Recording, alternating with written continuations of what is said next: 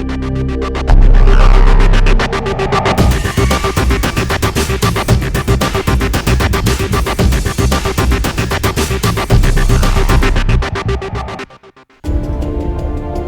4 of the FIM Motocross World Championship comes from Arco di Trento. We're on the edge of the Alps, not a million miles away from the Swiss and Austrian borders, with Milan to the southwest and Venice to the southeast. And if there was ever a more spectacular backdrop to a circuit anywhere in the world, then this must be it. The circuit itself is hard-packed underneath, but the organisers have worked extremely hard to rotivate it in order to get some depth and create some lines which should make the racing pretty interesting. In MX2, Jordi Tixier showed in Holland he has what it takes to run at the front and maybe win a race or two. Who knows, maybe this weekend he'll get his wish, but with Jeffrey Hurlings on fire, it's not going to be easy. And after his victory in race 2 in Holland 2 weeks ago, Ken de Dijker will be looking to move ahead of his fellow countryman Clement de Salle on the Rockstar Energy Suzuki. But don't discount Gauthier Paulin, Tommy Searle, maybe even David Philipparts, as they hope to improve their championship positions, as well as trying to figure out what to do with the problem that is Tony Cairoli. Hello and welcome to the picturesque track of Arco di Trento. Can you believe it? It's already round 4 of the FIM World Motocross Championship. The Italian riders will be looking to put on a good show for the fans for the first Italian Grand Prix of the year. But first, let's take a look back at what happened 2 weeks ago in Valkentuad.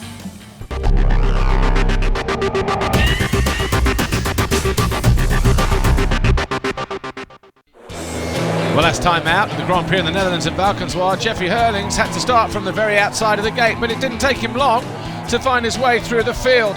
But it did take him a while to catch his teammate, Jordi Tixier, who led for about 15 laps in the first moto. And eventually, Hurlings did find a way through to win from his teammate. Jake Nichols came home 4th, just behind Max Anstey. In MX1, Tony Cairoli had a bit of a fight on his hands, but eventually he found his way ahead of the Russian, Evgeny Bobryshev, but didn't count on his teammate, Ken de Dijker, riding around the outside of him. De Dijker would eventually crash a couple of laps later, handing the advantage back to Tony Cairoli, who of course went on to win and pick up 25 points in Moto number 1. In MX2, race 2, it was much of the same. Jordi Tixier flying through the start, getting a whole shot. This time though, his teammate was even further back. Jake Nichols, number 45, and Jordi Tixier, they provided the fireworks in the 2nd and 3rd place finishes, but eventually Hurlings found a way through with about 4 laps to spare, and once there he picked up the win and of course another Grand Prix victory. Tixier was 2nd overall, Nichols was 3rd, first time on the podium for him. In the 2nd MX1 race, it was once again the Hondas of Bobryshev and Nagel who stormed to the front, but they didn't last there long because once again the 2 Red Bull KTMs of Cairoli and de Dijker sped through, with de Dijker taking the win.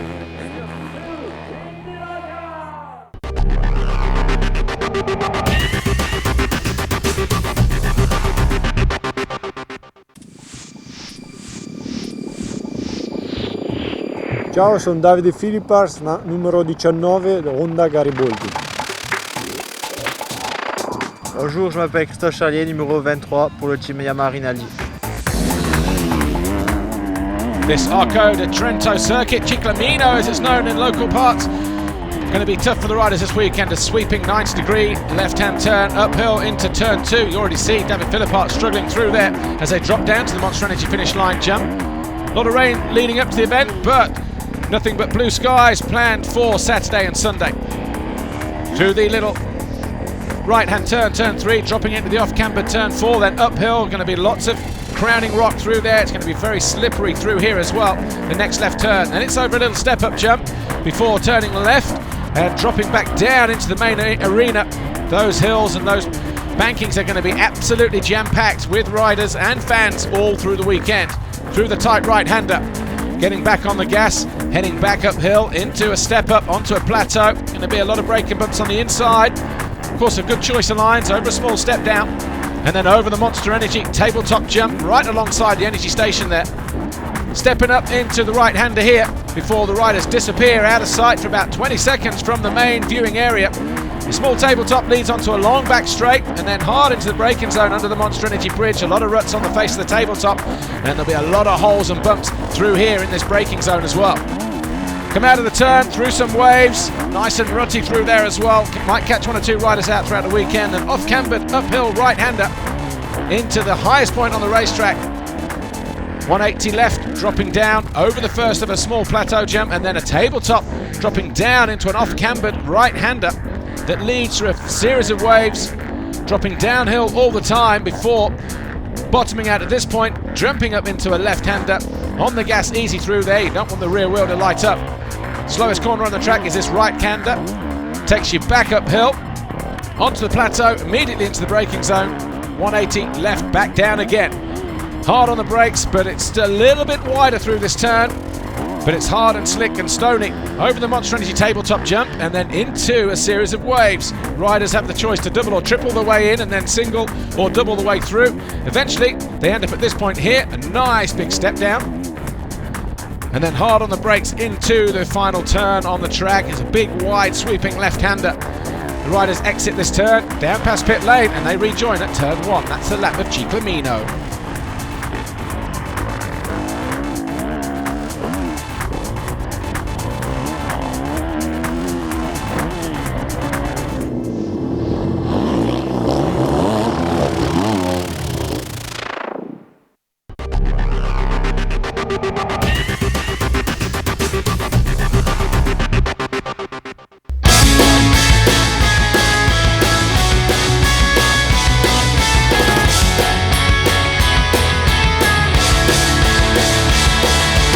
Last time out in Valkentor, we saw teammates Jordi Tixier and Jeffrey Hurlings go head-to-head on the track, but we want to know how they get on outside the track. So, the Bullet versus Le Patron. On you go.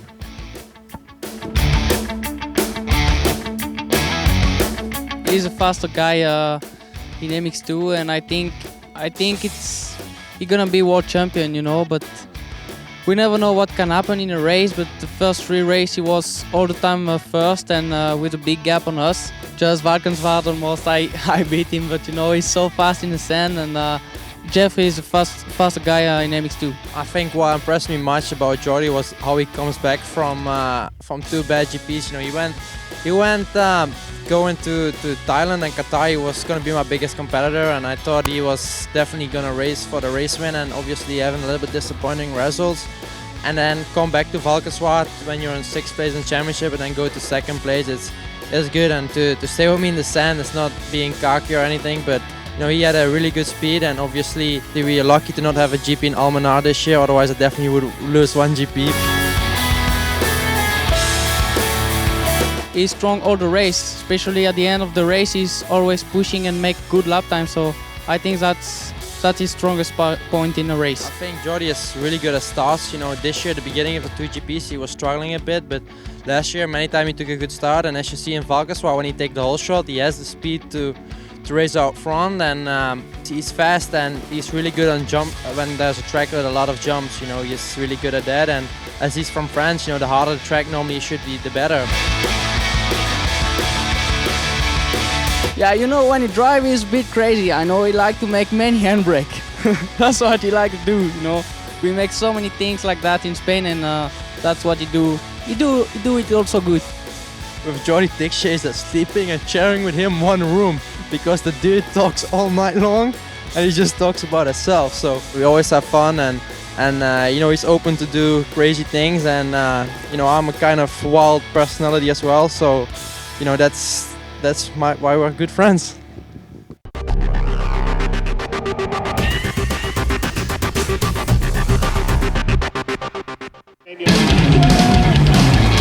MX2 race 1 got underway, and it was a blinding start for Jordi Tixier on the Red Bull KTM. He stormed into the lead, but Lupino and Dean Ferris were not so lucky.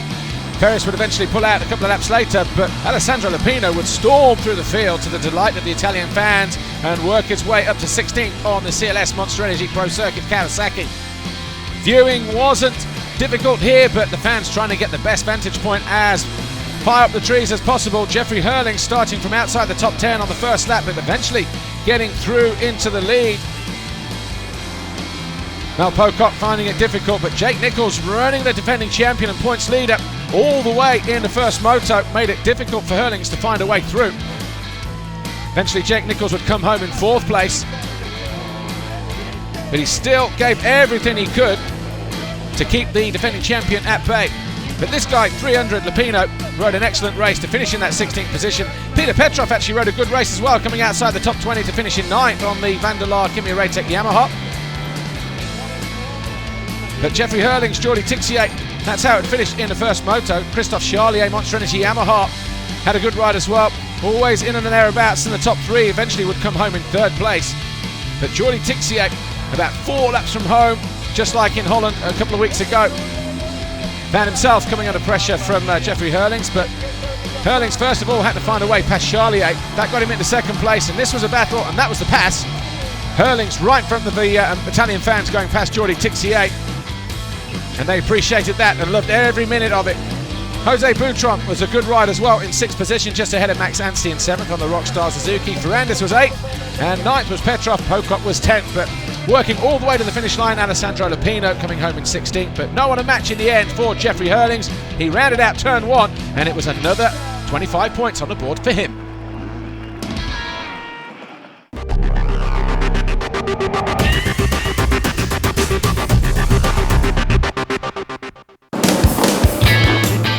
MX1, race 1, all eyes on Tony Cairoli. He didn't make the best of starts, and he made the qualifying race very difficult for himself, but he flew out of the starting turn, first moto, and from there no one really saw which way he went, and the Red Bull KTM rider was in playful mood as he stormed to the head of the field.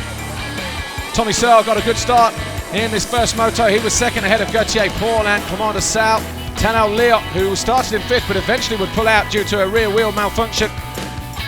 Xavier Borg was a fast starter as well, the 121 on the Ice One Racing KTM. But up front, Tony Cairoli really did start to assert his authority as Paulin found a way past Tommy Searle to put him 2nd in the race. So it was Kawasaki's 2nd and 3rd. Clement de Sal, though, also found himself closing in on the Brit Tommy Searle, and he stormed into 3rd place through the wave sections on the top end of the circuit.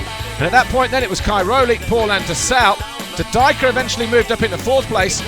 Tommy Searle got pushed back to 5th, but Kevin Strybos, number 22, found his way into 6th before we lost Tanel Leot. The race wore on.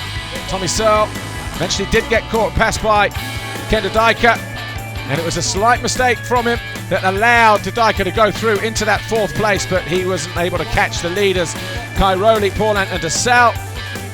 Gauthier Paulin had a very lucky escape towards the end of the moto. That allowed De Sal to close right back in, but De Sal wasn't able to capitalise. Jeremy Van Hoorbeek, meanwhile, that was a moment actually. Clement de Sal right into the rear wheel of Gauthier Paulin, but Paulin managing just to hold on. The fans were delighted by the heroics of Tony Cairoli. He rounded out the first and final turns to take the checkered flag. Gauthier Paulin was 2nd, De Sal 3rd, De Dijker, Tommy Searle, Strybos rounded out the top 6 in moto number 1.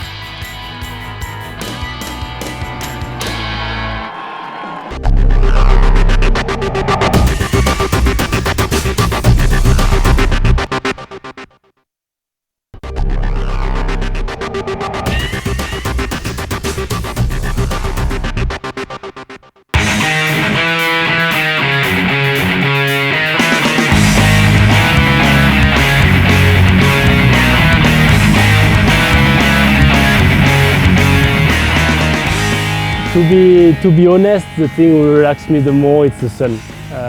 I'm from the south France, and what I love is to be at the sun, because I like to wake really early and do my sport, and then or go ride, or I can wake early and go ride, and then after I get my day I can go with Clementine at the restaurant, or I can stay just home, relax at my swimming pool, or then stay home, have like stretching and kind of like this, just to feel really light, but the thing who relaxes me the more is to awake with a beautiful sun and like over 25 degrees, and then that's a really cool day to start.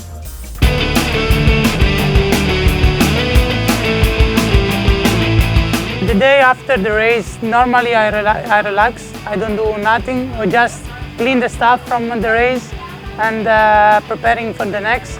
But the day after I do some running, and 2 days moto in the week. That's what I do for plan, and normally I do 2 days stop before the race to take some rest and be ready for Saturday and Sunday, because we need that, because the race is coming really tough, and your body has to be fresh. I like everything. If I awake and there is rain, I can go ride also. You know, I don't care about this, because I get some clothes, I get some helmets, I get some boots. I don't look after the window to do my training. I only look like if there is sun, for sure I prefer to go cycling. When I go like my hobby, when I go fishing, there I don't think nothing. I just love what I do in the moment, and I don't think about the bike, and that's, I think, what we have to do.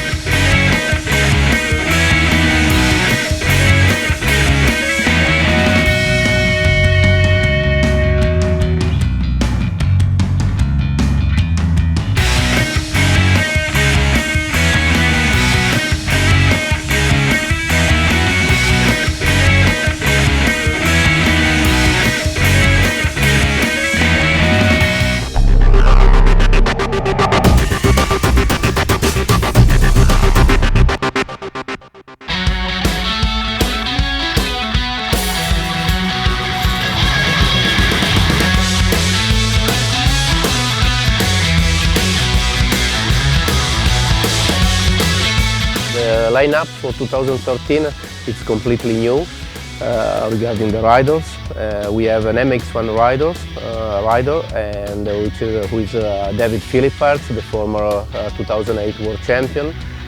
And beside him we have two MX2 riders, Harry Kullas, the Finnish Harry Kullas, who was already with us in 2010-2011, and the Russian Seva Brilyakov, with our big hope for the future. Brilyakov actually is going to ride some GPs and all the European Championships. For David, the expectation is quite high, but we don't have to forget that he's coming out of a big injury in 2012. So he needs time, and we want to give him all the time he needs to get 100% fit. And we know that this will take some more GPs, but for sure the aim is to get on the podium as soon as possible.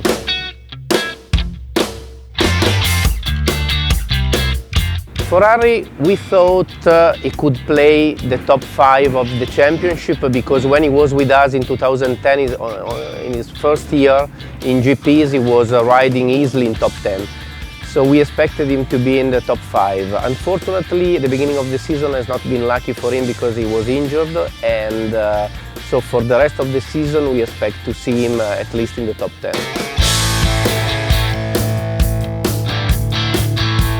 With Brilyakov, we expect to form inside the team a very good top MX2 riders for the future. This year he's going to ride the European, and we expect him to play for the podium in each race and do some experience in the GPs he's riding now. So, but he's very young because he's 17, but he's quite fast to learn, and we expect to see him growing fast, and next season to line up him in the MX2 class.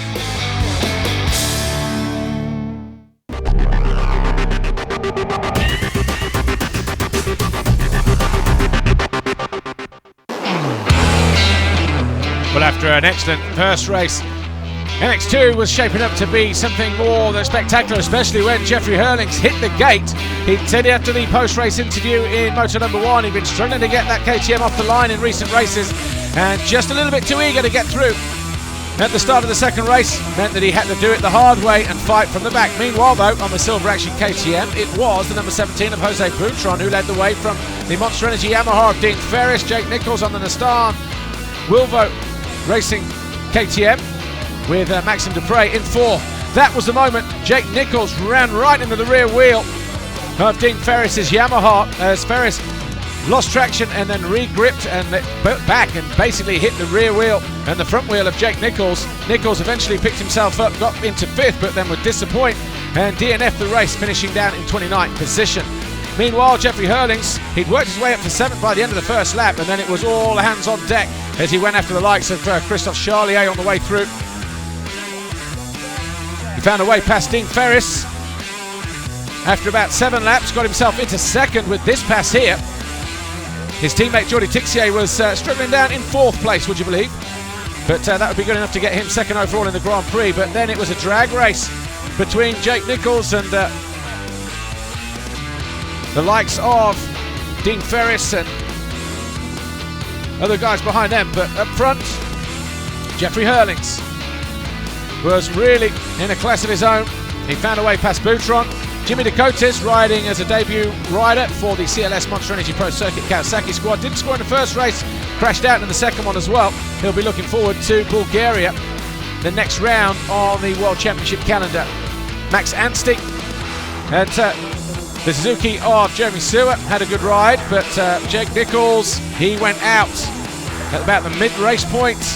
Problem with that KTM, but Jeffrey Hurlings came home victorious ahead of Boutron. Ferris was 3rd, Tixier 4th, with Charlier 5th, and Glenn Coldenhoff was 6th. Lupino was 7th, Ferrandis 8th, Anstey 9th, Jeremy Stewart was 10th. Of course, for Jeffrey Hurlings, that meant he won the overall Grand Prix, his 20th career victory now since 2010. Tixier 2nd overall, Boutron 3rd for the 2nd time. This season, of course, he was on the podium in Thailand. Championship, Jeffrey Hurlings still unbeaten in 2013. Tixier now 2nd, Coldenhoff 3rd, Boutron, Charlier, Febvre not here this weekend due to a broken leg, Anstey 7th and Ferris in 8th. Good to see Ferris here riding this weekend as well, but Jeffrey Hurlings winning the overall Grand Prix here in Trentino. Of course, he picked up another red plate from Dr. Wolfgang Schrupp as he still leads the championship going into round 5 in Bulgaria.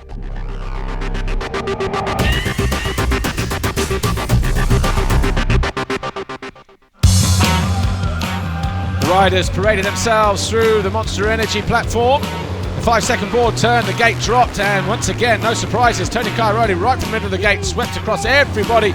But Tommy Searle, Commander Sal, and David Philippots weren't so lucky coming out of turn 2. They got caught up in each other's rear wheels. They collected each other and had to do it the hard way to Sal, the last rider to get going. Tony Cairoli, though, untroubled up front ahead of his teammate. That's how they would stay throughout the whole moto, all 20 laps of it. Xavier Borg, though, on the Ice One Racing KTM, found himself in 3rd place. He would stay there for about 10 laps, actually, before coming under pressure from Max Nagel. But Sean Simpson on the Ritchie Racing Husqvarna, after making a good start in 9th place, fell down to 18th. He would have to work hard to get back to 14th on what was probably one of the toughest circuits on the calendar so far. Moments like that from Commander Sal on the Rockstar Energy Suzuki meant that he was making it extremely hard work for himself. Rui Gonçalves and Matis Caro banging bars during the race, but Matis Caro winning out on that one. Jeremy Van Hoorbeek moved aside to let his teammate Gauthier Paulin through.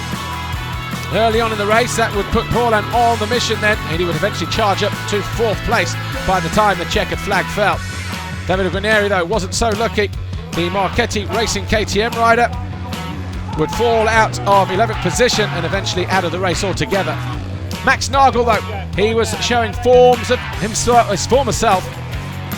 The number 12 Honda World Motocross rider eventually found a way up the inside of Xavier Borg, who stalled going into the bottom left-hander. Max Nagel would bring that Honda World Motocross machine in 3rd place. Some consolation for the team, especially with Evgeny Bobashev not riding this weekend, but Tony Cairoli was simply sensational once again. Tadika Sotu was he, but Commander Sal had to do it the hard way. Eventually coming home in 8th place behind Xavier Borg and Tommy Searle. Searle likewise having a great ride, the number 100, as he fought all the way through from that 2nd turn crash. But the checkered flag went out. It was a win for Tony Cairoli, another perfect score. Didika was 2nd and Nagel was 3rd. And it was pandemonium out here in Italy. Gauthier Paulin finished in 4th, Strybos was 5th, Tommy Searle was 6th. This was the race result, and Borg was 7th. Overall in the Grand Prix was Cairoli, Didika, Paulin, to Sal, Strybos and Searle, with Nagel, Borg, Van Hoorbeek and Barragan rounding out the top 10 here this weekend. In terms of the championship, Tony Cairoli leading the way, opening up an advantage over Didika and Sal now. Paulin, Strybos, Searle continue to give chase as we move to round 5.